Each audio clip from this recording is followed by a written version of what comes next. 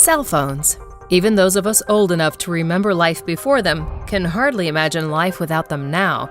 But as with all new technologies, drugs, and products, what do we really know about how they affect our health, especially long-term? No one can say for sure in the beginning, and as with most big industries, by the time scientific studies are performed, there's enough money at stake that negative findings are suppressed. Well, when it comes to the latest in mobile networks, wireless technology, and smart devices, make no mistake, there is an attack being perpetuated on your health and well-being. The cell tower going up in your neighborhood? If it's not now, it may soon. They say it would allow phone companies to put up new antennas in your neighborhood, whether you like it or not. But to pave the way for that game change, telecom companies need to put up between 30,000 and 50,000 of these small cell antennas. Local neighborhoods would be seeing something the size of a refrigerator showing up on a street pole, and they could say nothing to stop it. They have no place in front of homes in residential neighborhoods. Now, what about the ones that are already up? The ones that Excuse me. Of all the places in Shadyside, why are you trying to put a cell phone tower in my kid's playground? It's because you're getting beamed with all these invisible signals, but they're high-powered signals that are directionally aimed at the devices that are using them. The manufacturers actually tell people in the instruction manual, which I never read, not to put the cell phone against your ear. It's time to tell the American public the truth. Wireless causes cancer. Hundreds, and you don't care. You don't give a damn.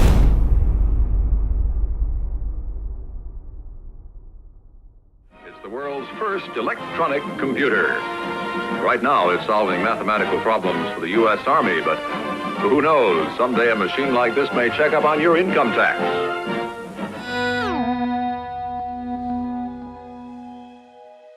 Any technology that pollutes the air by sending signals wirelessly can contribute to electropollution.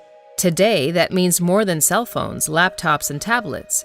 It means all of your smart devices, from TVs to toasters, smart meters to baby monitors, and refrigerators to speakers. Even fitness trackers have recently shown to negatively impact wearers with the Wi-Fi radiation they give off, causing a variety of reactions, ranging from skin rash to insomnia. All of these devices all emit electromagnetic radiation, often abbreviated as EMR or EMF for electromagnetic frequency. This kind of radiation is non-ionizing radiation. The risks from ionizing radiation, such as that from X-rays and nuclear power, are not as contested. Because it is non-ionizing, the industry would have you believe it is risk-free. But studies show this kind of radiation does impact human health, especially over an extended period of time. As these bands become cluttered with more and more devices, the networks slow down, unable to meet demand. This is supposedly why engineers created 5G, a place in the spectrum that still has wide bandwidth available, in the millimeter range. Millimeter wave technology will supposedly offer us the ability to transfer and download vast amounts of data and videos, with speeds up to 100 times faster. Downsides admitted to include massive use of battery life and the need for more cell towers. A lot more. Millimeter waves are short waves, therefore obstructed easily by buildings and other physical or geographical objects, which translate to a need for many more towers. In fact, experts estimate that we will need one tower for every 12 homes. This would make it virtually impossible to avoid the radiation from these towers. People are getting neurological effects, people are getting cancer from wireless radiation, people are getting immune system problems, and fertility is affected, basically affecting all systems of the body. Proponents point out that this move will drive the economy with jobs, such as for installing new towers. But what about the health concerns associated with the technology? Is it our economic duty to suffer the risks to our health? Cell phones first appeared in consumer markets in the 1980s without any government safety testing. Less than a decade later, users were already being diagnosed with lethal brain tumors, with lawsuits and fake research to prove safety following soon thereafter. As early as the 1990s, when fewer than 10 out of every 100 American adults had a cell phone, scientists proved that radiation from cell phones and towers damages DNA. Quickly thereafter, the science began piling up. Multiple studies show a link to brain cancer and brain tumors, up to 3 times increased risk, with even higher risk for those who use cell phones before age 20. Studies show radiation from cell phones cause tumors around the heart. On the second floor where I took my lessons, there are 7 wireless routers on the ceiling and many people using wireless laptops. It was there that I felt like a volcano was erupting in my heart. Scientists repeatedly find that cell phone radiation impacts fertility and causes low sperm counts and increases risk of miscarriage by as much as 50%. Studies link EMF radiation to autoimmune diseases and mental health problems, from anxiety to dementia. EMFs have been found to change the behavior of tissues and cells, harming blood, DNA, and bone marrow, as well as compromising whole systems, such as the reproductive system, endocrine system, and cardiovascular system. So, what is prolonged exposure then?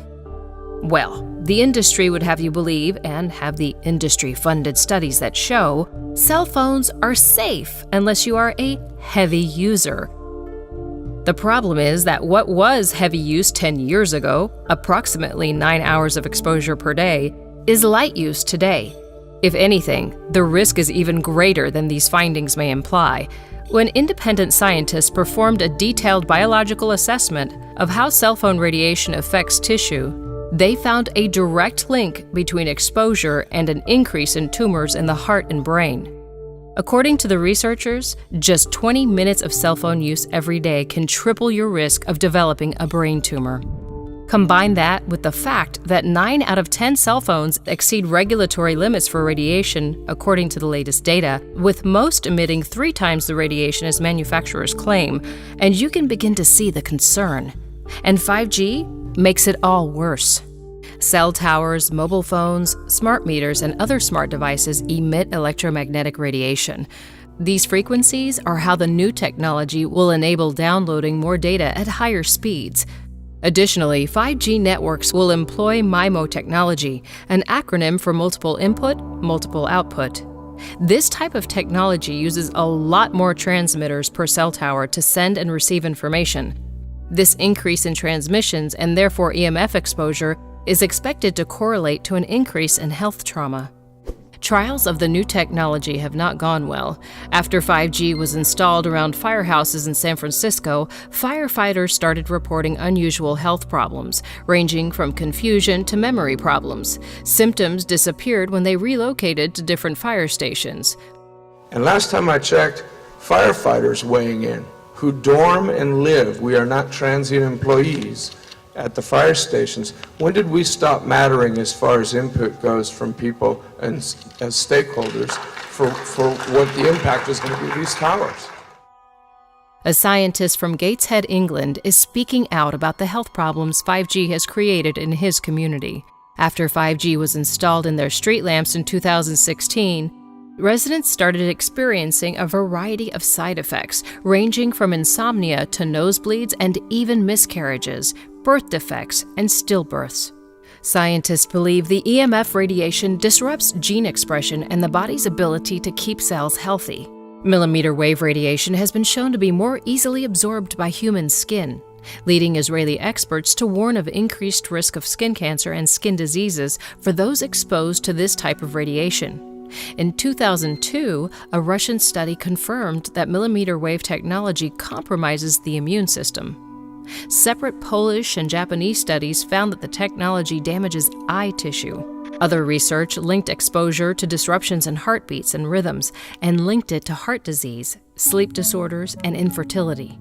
We are already being bombarded with electromagnetic pollution from our smartphones, Wi-Fi, smart meters, new vehicles, and all the other automated devices on the market.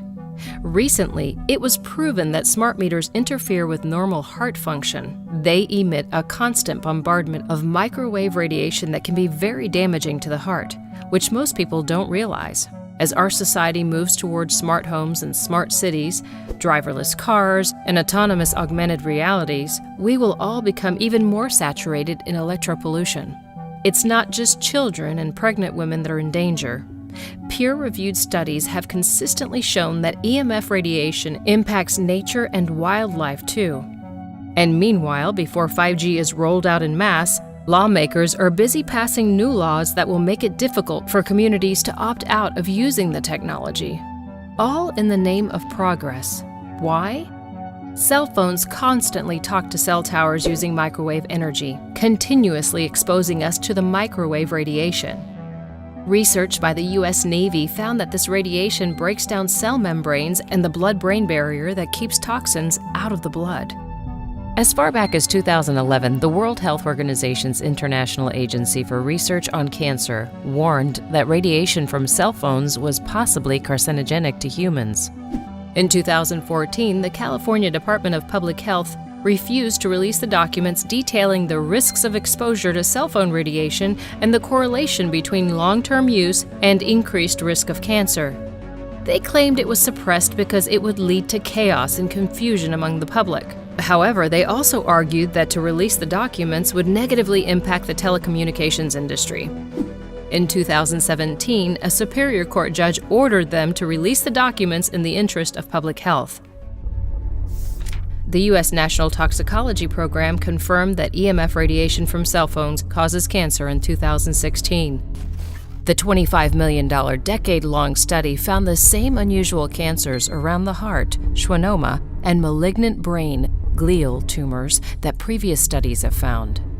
Scientists were so concerned that they called on the World Health Organization to re-evaluate the carcinogenity of cell phone radiation. In response to these studies, the FDA released a statement that said in part, "We have not found sufficient evidence that there are adverse health effects in humans caused by exposure at or under the current radio frequency energy exposure limits."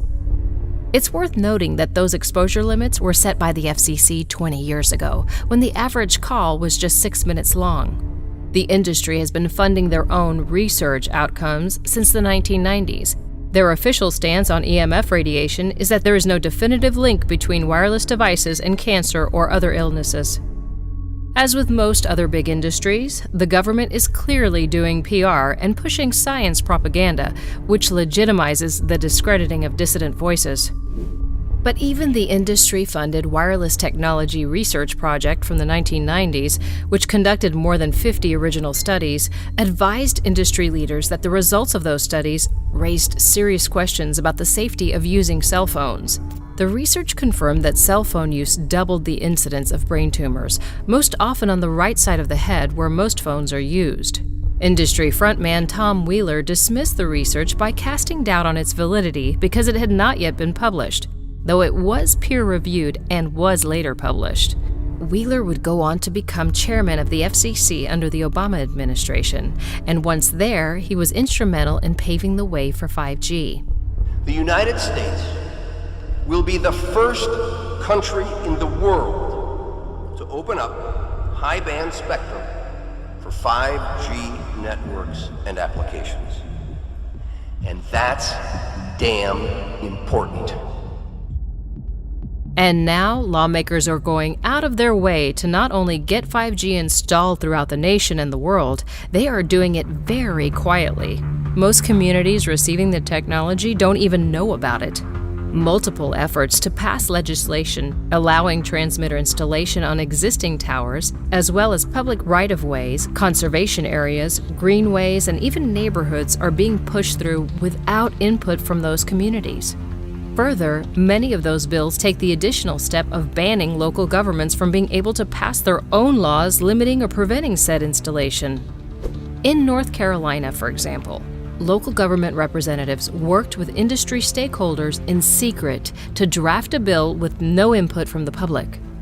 The bill's sponsor, Representative Jason Saine, is on record as receiving large campaign contributions from the industry. Not all lawmakers are on board, though.